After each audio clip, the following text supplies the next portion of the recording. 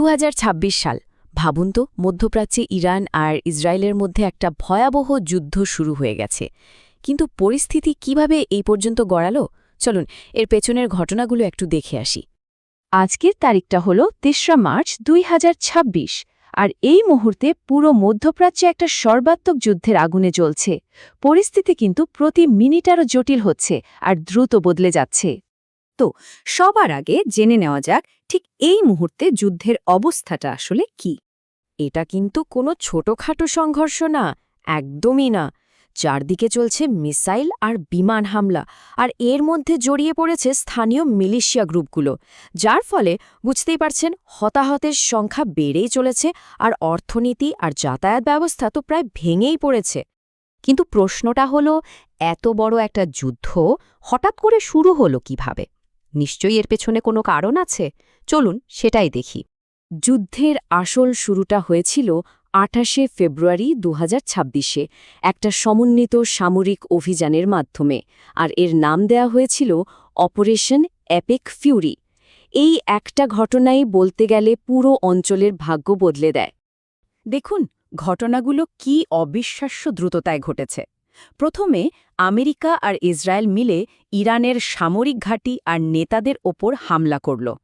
ঠিক তারপরে ঘোষণা করা হল যে ইরানের সর্বোচ্চ নেতা আয়াতুল্লাহ খামেনি আর বেঁচে নেই। আর এর জবাবে ইরান যা করল তা হল চারদিক থেকে মিসাইল আর ড্রোন হামলা। শুধু তাই না, লেবানন থেকে ইরানের মিত্র হিজবুল্লাহও সাথে সাথে ইসরায়েলের ওপর হামলা শুরু করে দিল। সব মিলিয়ে একটা ডমিনো এফেক্টের মতো, তাই না?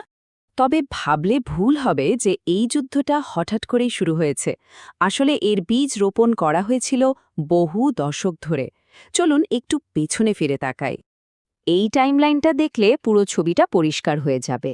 দেখুন, কয়েক দশক ধরেই ইরান আর ইসরায়েলের মধ্যে একটা চাপা উত্তেজনা চলছিল, নিরাপত্তা, রাজনীতি, ধর্ম সবকিছু নিয়েই। এরপর মাত্র ১ বছর আগে, মানে ২০২৫ সালে তাদের মধ্যে সরাসরি একটা নৌ আর বিমান সংঘাত হয়, যেটাকে ১২ দিনের যুদ্ধ বলা হয়।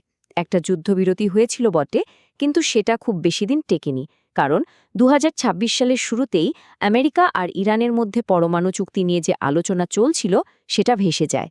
আর শেষ পেরেকটা ঠুকে দেয় সেই ২৮শে ফেব্রুয়ারির অপারেশন এপিক ফিউরি। ওই এক ধাক্কায় ভঙ্গুর শান্তিটা পুরোপুরি শেষ হয়ে যায়। তো দুই পক্ষ ঠিক কি চাইছে? একদিকে আমেরিকা আর ইসরায়েল পরিষ্কার বলছে যে তাদের লক্ষ্য হল ইরানের সামরিক শক্তিকে পুরোপুরি শেষ করে দেওয়া, তাদের পারমাণবিক কর্মসূচি থামানো আর নেতাদের ক্ষমতা থেকে সরানো। আর অন্যদিকে ইরান বলছে এটা বিদেশি আগ্রাসনের বিরুদ্ধে তাদের প্রতিশোধ, এবং তারা কোনোভাবেই পিছু হটবে না। মানে দুই পক্ষের অবস্থান একেবারে বিপরীত মেরুতে। আর এখন যে বিষয়টা সবচেয়ে বেশি ভাবাচ্ছে তা হল, এই আগুন কিন্তু শুধু ইরান আর ইসরায়েলের মধ্যেই সীমাবদ্ধ নেই, এটা দাবানলের মতো পুরো অঞ্চলে ছড়িয়ে পড়ছে। ভাবা যায়, এখন পর্যন্ত প্রত্যক্ষ বা পরোক্ষভাবে মোট ৯টা দেশ এই যুদ্ধে জড়িয়ে পড়েছে। ৯টা দেশ! সংখ্যাটা সত্যি ভয় ধরানোর মতো। এই দেখুন যুদ্ধটা কিভাবে ছড়াচ্ছে। লেবানন থেকে হিজবুল্লাহ তো সরাসরি ইসরায়েলের সাথে লড়ছেই, ইরান আবার বাহরেন আর সংযুক্ত আরব আমিরাতের মতো দেশগুলোতেও মিসাইল ছুঁড়েছে। এর প্রতিবাদে সৌদি আরব ইরানের রাষ্ট্রদূতকে ডেকে পাঠিয়েছে। আর সবচেয়ে বড় যে ঘটনাটা ঘটেছে, ইরান হরমুজ প্রণালী প্রায় বন্ধ করে দিয়েছে, যেটা কিনা বিশ্ব বাণিজ্যের জন্য একটা লাইফলাইন। এখন মনে প্রশ্ন আসতেই পারে, মধ্যপ্রাচ্যের এই যুদ্ধটা নিয়ে বাকি বিশ্বের এত মাথাব্যথা কেন?